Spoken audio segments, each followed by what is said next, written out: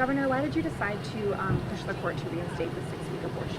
Well, first of all, we're taking two approaches to the rulings that came out of the United States Supreme Court. First of all, the Iowa State Supreme Court was a great ruling, but they said they were going to wait to rule on the standard because Dobbs hadn't ruled yet, and they wanted to see if they could get some insight based on the Dobbs ruling. And so, in light of the ruling that came down from the United States Supreme Court and changing the standard to rational basis, as I looked at what the next practical steps looked like, we have an option to ask them to rehear based on the information in the ruling from the United States, the Dobbs case.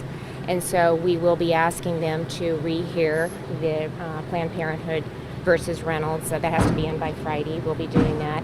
And then at the same time, we're going to take a dual path. We're also asking the district court to lift the injunction on the fetal heartbeat bill, again, based on the Dobbs case and in light of the Iowa Supreme Court ruling. So we'll see what happens. We'll go through the system, and based on what the outcomes are from that, we'll take our next steps. Does this mean you're not going to be calling a special session, or is that still a possibility? No, right now it wouldn't do any good to call a special session. This is the route that we need to take. We've got two laws in place, and so we're going to move forward with that. We'll wait and see what the ruling is based on that, and then we'll reassess after that point. What's your ultimate goal with abortion policy in Iowa? Well, we have the heartbeat bill on the books, and so let's lift the injunction and let's make that a law that it is. And so we're going to start with that. We're going to ask the Supreme Court to rehear the case, and we're also going to ask the district court to lift the injunction, and we'll take it from there. Two more. Do you have any anticipation of what this timeline could look like for this to work through the courts? No, it's in their hands right now. I had to file by Friday, so we'll meet that objective. I could have asked for an extension, but we'll be at a place where we'll be able to move forward with that request, and then the timeline is it's up to the court. So we'll move through that. We've got a legal counsel hired, and because the Attorney General Miller decided not to represent the state in this case, and because of that, we had to get outside counsel. We have lined that up. They're great counsel, and I'm happy to have them representing the state, but so we'll move forward with that. One more. With the abortion restrictions possibly increasing, are you looking at pushing for another over-the-counter birth control type?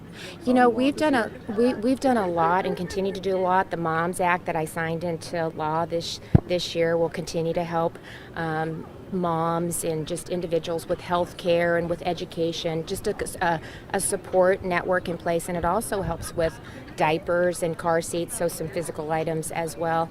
With the realignment with public health and the Department of Health and Human Services, I think that will also help us in really addressing maternal care and helping work with every area of the state. Sometimes that's a challenge in some of our rural areas, so we want to continue to work on that. And then just the First Act is also another, implementing that it will be another step forward in helping address some of those concerns.